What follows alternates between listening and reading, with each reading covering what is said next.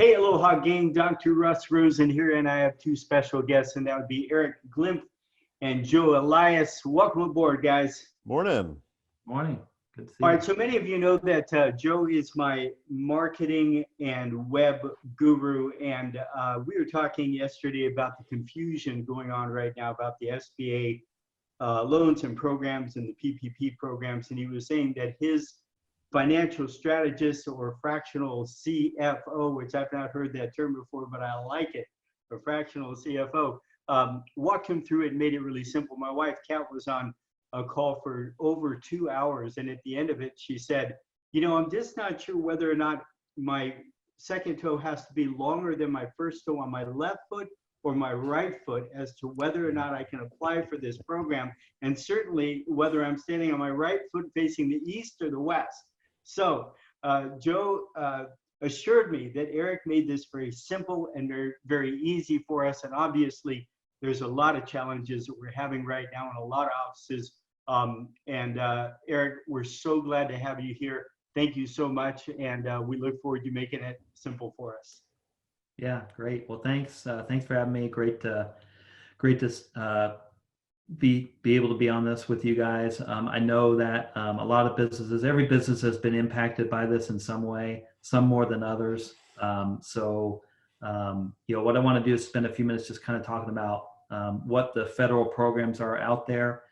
There's a lot, you know, in a good way, the government is trying to help, but it is the government, right? So things get, you know, a little wonky, things get a little crazy. There's a lot of little nuances. But what I want to do is kind of go through, here are the programs that are out there, talk through some of the benefits and what each, you know, based on your situation, what you should be looking at. And so we'll talk through that. There's a lot of information out there. Some of it better than others. So what we've tried to do is kind of summarize it all so people can understand what they are. So there are several federal programs out there. The big ones, and I've highlighted them, are what's called from the SBA, the Small Business Administration. It's an economic injury disaster loan, or also called EIDL. So I'll mention the EIDL a lot. And then there's also the Paycheck Protection Program and the Payroll Tax Deferral. Those are kind of the three big programs out there for businesses right now. And so I'll walk through those a little bit, and we'll kind of talk about a little bit of nuances, when maybe you might look for those for your business or not. So Eric, the first one's yes. Let me ask you real quick, so that everybody's not having to take notes real quick. Will you make this available for them? Yes, absolutely. I'll send this to you, and you guys can share it with whoever you'd like to. So perfect. Thank you. Appreciate it very much. Yeah. So the first one is the Economic Injury Disaster Loan, the EIDL, and this is through the Small Business Administration directly. And these are, it's a loan for up to a 30-year loan that covers basically about 6 months of operating expenses. So this is a good option if you need help covering things outside of payroll, rent, utilities, debt payments, all those type of things are available in there. Now, the nice thing about this program that was added with the recent legislation called the CARES Act is you can get a $10,000 emergency grant when you go to apply for this. They made the application very simple, takes maybe 10, 15 minutes at the most from the SBA website, and the link will be in the presentation when I provide it. But you can get a $10,000 emergency grant within 3 days of applying. And the great thing about this grant is if you say, hey, I don't want the loan, you decide I don't want the loan, you don't have to pay the grant back. You keep the $10,000. So it's a great opportunity for businesses to get, if you need cash right away, this is a good opportunity to do that. Now, there are some caveats with that if you do some of the other programs, which I'll talk about in a minute. But if you're in a situation where you're like, hey, I need some cash like now, this is a great option for you.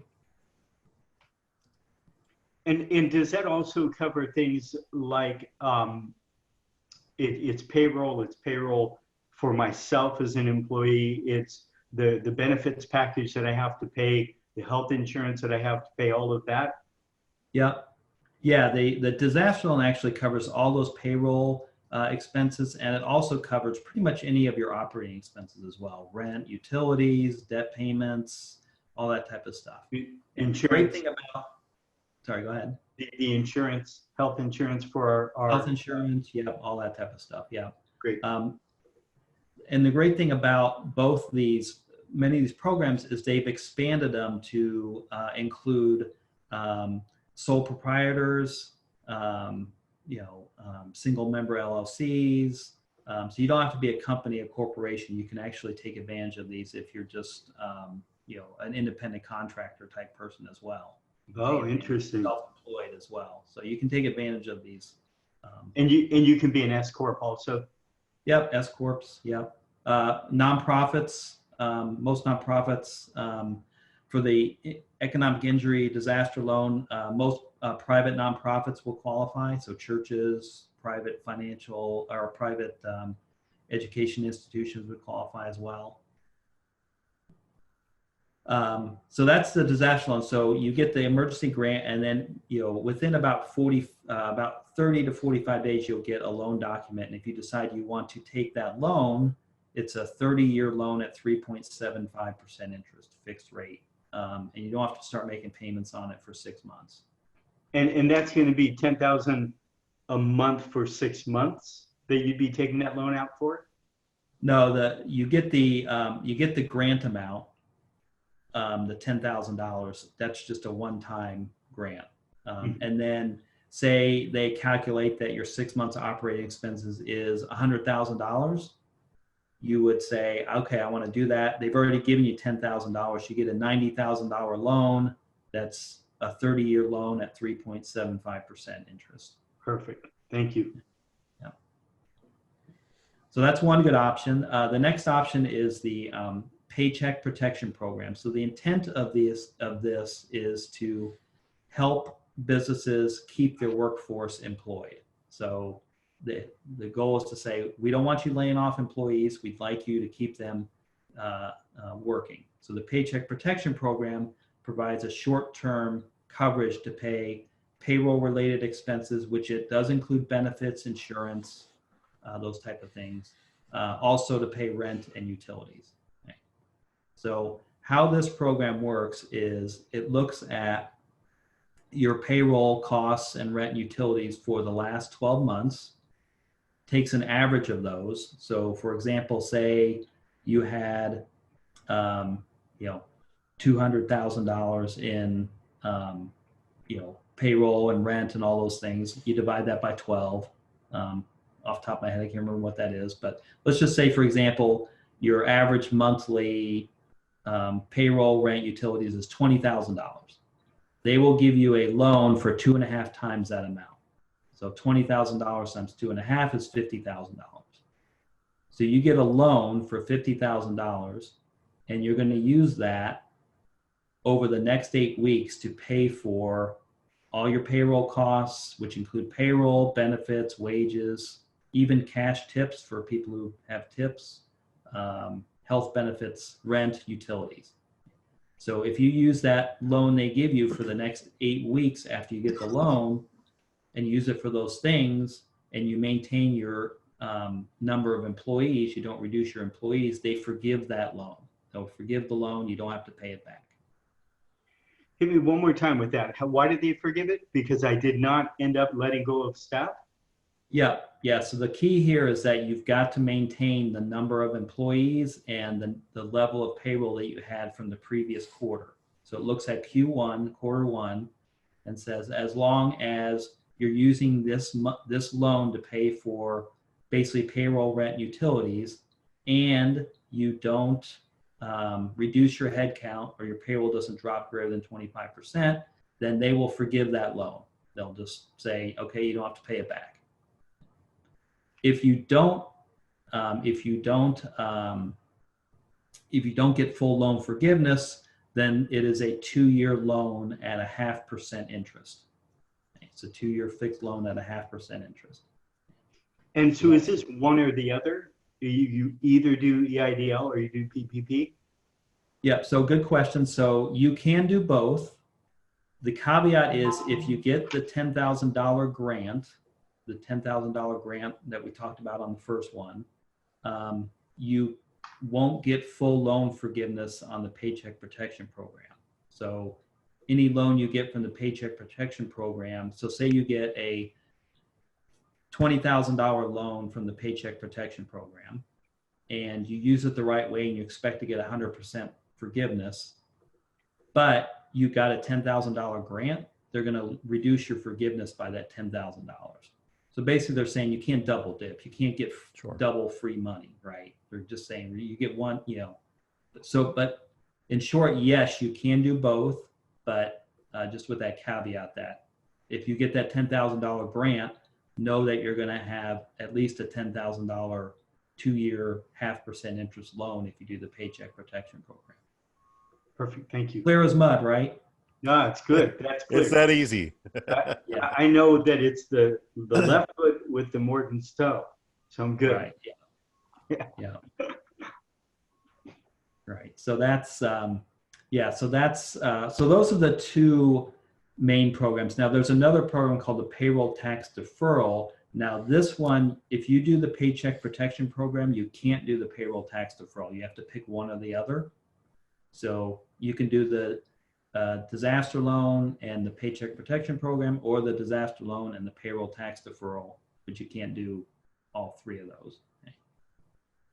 The payroll tax deferral basically allows you to defer the 6.2% Social Security tax that you pay when it comes out of your payroll. Usually if you have a payroll provider, they'll do this automatically, but basically you don't have to pay that for the rest of this year, and you have to pay 50% of that back in 2021 and the other half back in 2022.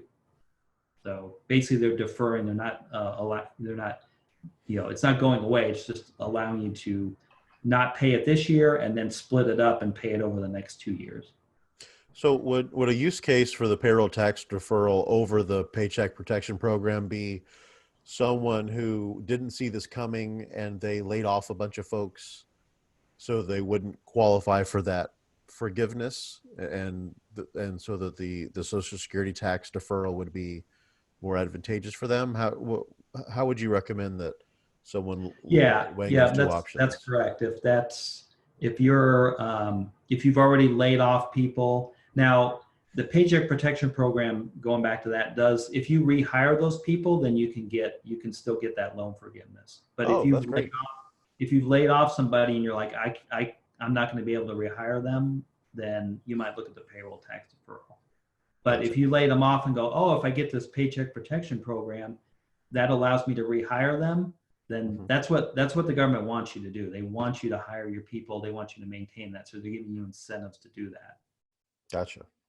Hey, Rick, let me ask you this. We've got a couple offices right now where the doctors are coming in, and some of the staff have said, I don't want to come in, I want to stay home.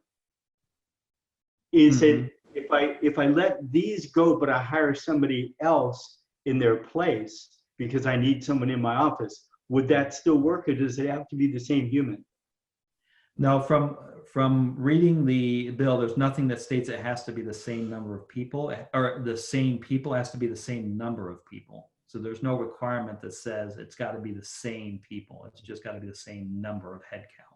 Great. And then for the offices that are not going into the office, or they are decreasing their hours, what we're saying is, I'm still going to pay them to sit home because I want to keep them, and therefore either the EIDL or the PPP is going to pay them even though they're not working at this time. Is that true? Yeah, that's correct. Now there's always that, there's been a lot of discussions I have with clients about, does it make sense to do this program, or does it make more sense to furlough my employees and so they go collect unemployment? There's definitely some things to look at there. With the new CARES Act, the government is increasing the unemployment compensation pretty significantly, right? But the risk you have is that if you furlough or lay somebody off, that they don't come back, right? And so what I say is, if you have key employees that you don't want to lose, you really want to look at these programs that you can help maintain them and keep them, because at the end of the day, we're going to get through this. We're all going to get through this. It's going to take, hopefully it won't take too long, but we will come out on the other side, and, business will get back going. So if you don't, if you really want to focus on keeping your key employees, you want to look at this. Right, and the whole rehiring and retraining and all that. And I apologize, I forget. So that was 6 months. I can keep them paid. Was it keep paying them on the EIDL program? Was that it? Well, so the EIDL program is a loan. So once you get that loan, you can use that for whatever you need to use that for. So but it's basically based on 6 months of operating expenses.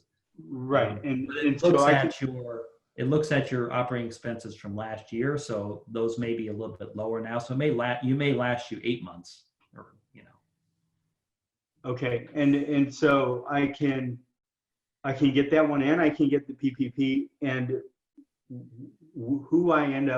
which one of those I end up paying my staff from doesn't really matter, or does it matter?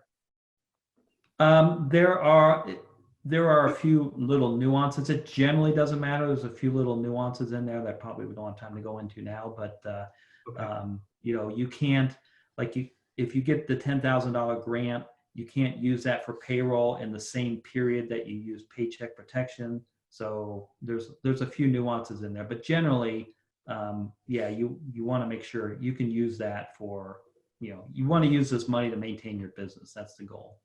Okay, and then along those lines, my wife and I were talking yesterday about, so do I need to set up a separate checking account and say, this money came in for this and this is what I'm paying, or do I just put it in my normal account and then just be able to show that I paid for the things that I was supposed to pay for?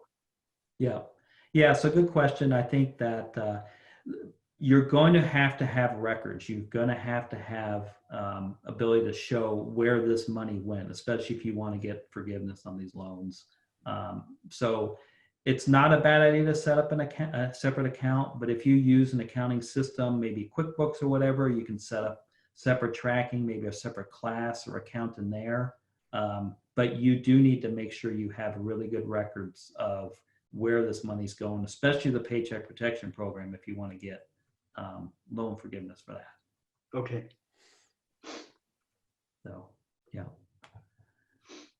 Okay. So I'm going to jump to the next slide here. So this is just a little bit of an example of people kind of ask, what's the timeline of the cash? When will I get my cash and how long is it going to last? So, we're kind of talking about, here we are today, early April.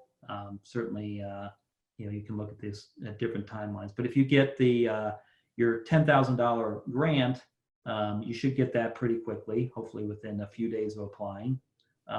For some businesses, that's going to last a long time. Others, it's not going to last as long, but it'll cover you for a short period of time pretty quickly. The loan, that 30-year fixed loan, is going to take probably 45 days, if not maybe a little bit longer, to process and actually get that money to you. So that's a long-term, a little bit longer time to get that cash. It's a bigger chunk of cash. Again, it's a loan, a 30-year loan, so you make sure you understand that. And then the Paycheck Protection Program, that's actually getting ready to get started here. But that is offered directly through banks. I didn't mention that the Paycheck Protection Program is going to be through your local banks. Banks that provide SBA lending currently will automatically be able to offer those. And they've also said some other banks and financial institutions should be able to offer those pretty quickly as well. But you should be able to get that money pretty quickly as well. And that's, again, that lasts for about 8 weeks. Perfect. Let me ask you this.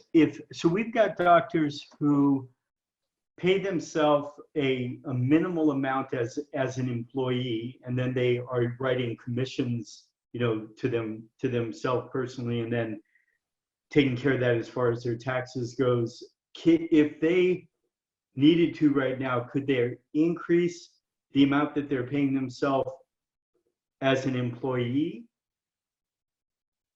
Yeah, I think that's, so any distributions, owner distributions do not count in this program. So yeah, you may want to work with your tax advisor and look at, is there, should there be maybe an adjustment there to, maybe increase your salary a little bit to maybe take advantage of that paycheck protection program. So it's a possibility, yes. Something you should talk about with your tax advisor. Yeah, perfect. Thank you. Keep going. This is great. I'm actually understanding this. Yeah. Okay. Whoa, hold Yeah, I on. know. Crazy, huh? Yeah, keep going. Yeah. So, okay. So I'm going to talk about, and I've kind of hit on these, but these are kind of some key points about how all this works together. And that's one of the things that's really tripped people up, is that there's all these different programs and how do they really work together? So as we mentioned, you can get an SBA disaster loan, an emergency grant, and a payroll protection program loan. You can get all three of those. Okay. The emergency grant does not need to be repaid. Even if you're denied a loan, you don't have to repay that. The loan forgiveness, the Paycheck Protection Program, is not guaranteed. A lot of sound bites and things in the media say, oh, get this loan and it's 100% forgiven. Well, there's a good possibility it might be, but you must make sure you maintain your payroll and your head count for an 8-week period after the loan origination. Again, they're comparing it to the prior quarter, which is the first quarter of this year.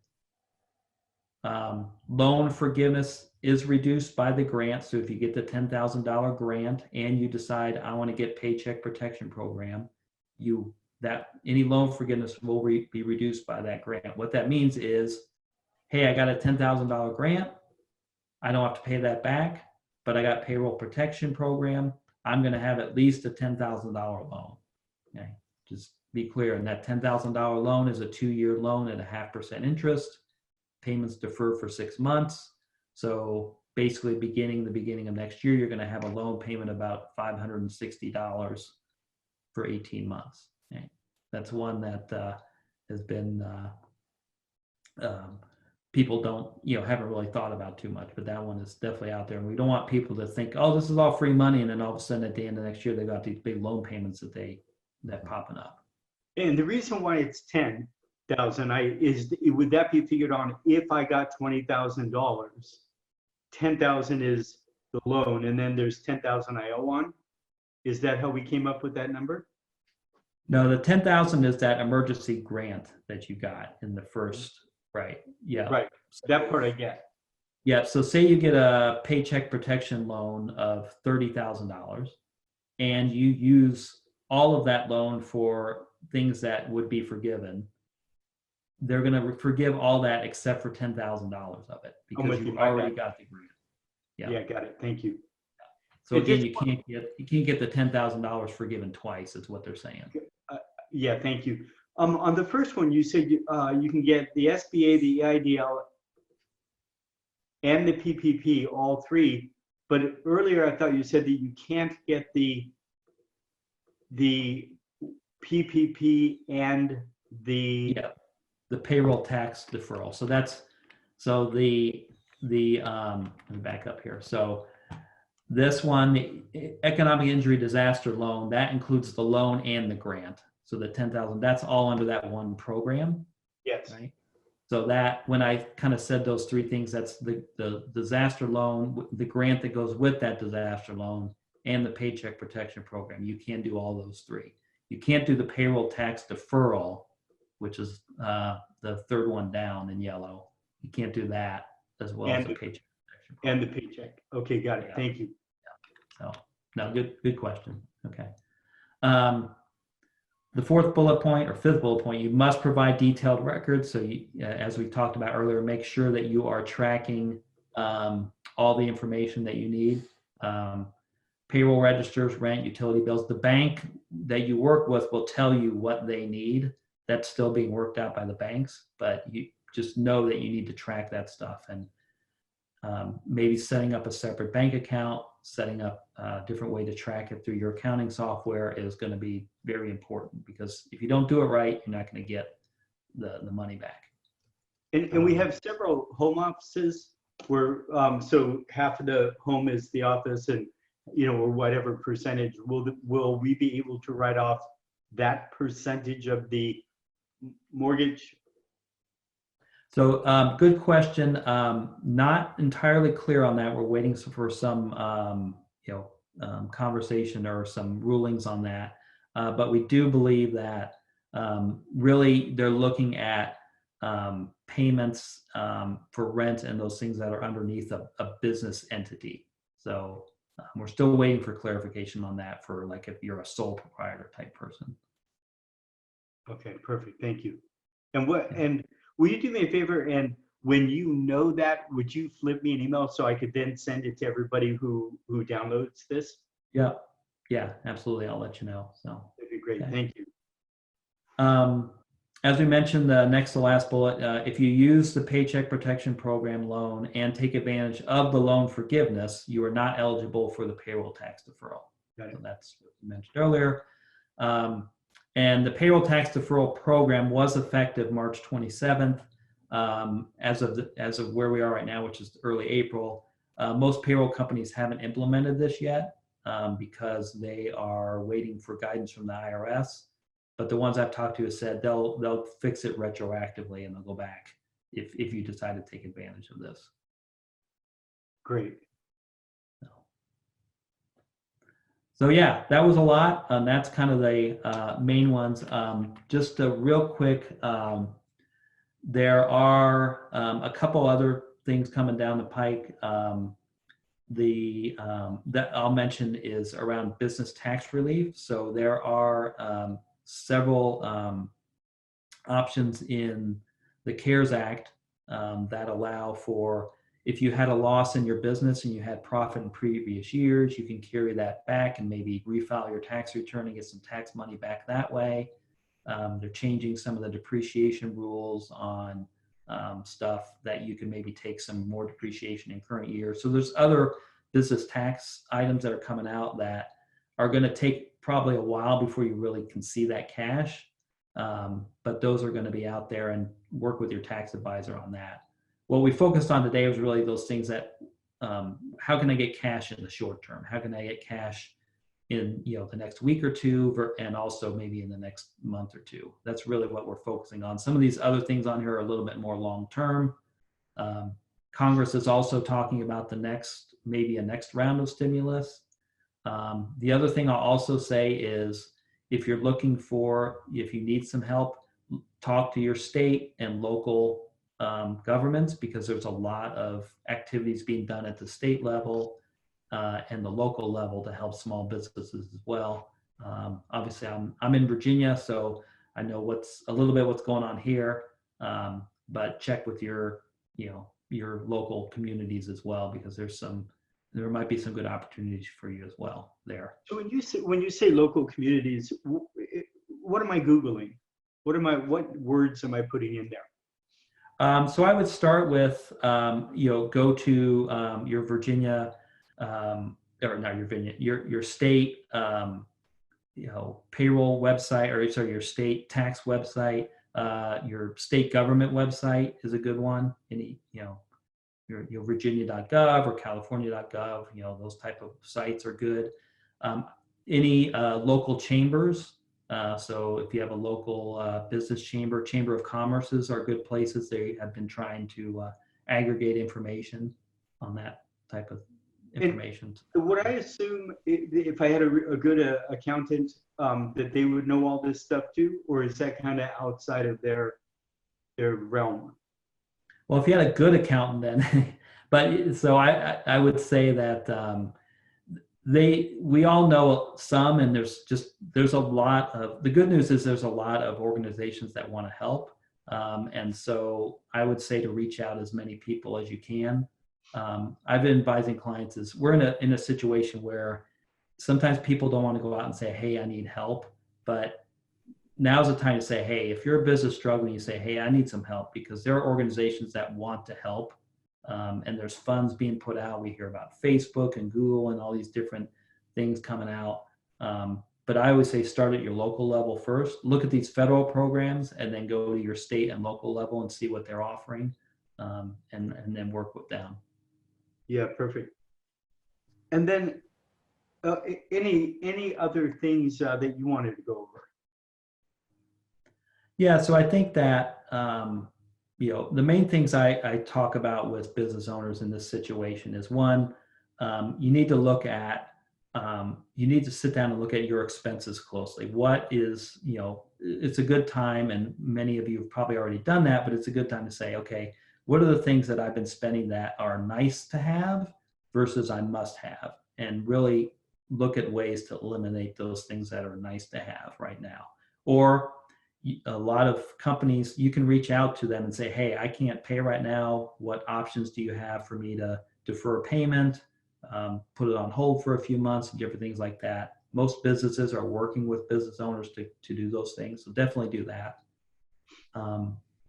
Also, as we mentioned earlier, look at, a lot of people immediately say, I don't have cash, I'm going to lay off my employees, right? But you also want to look at, again, we're going to be coming out of this, and you want to make sure that you are prepared to take advantage where maybe some of your competitors didn't, right? So now's the time to, one, hold on to key employees, and two, really think about, maybe there's some things that you've put on the back burner that you're like, hey, this would be really great for my business, I just don't have time to do it.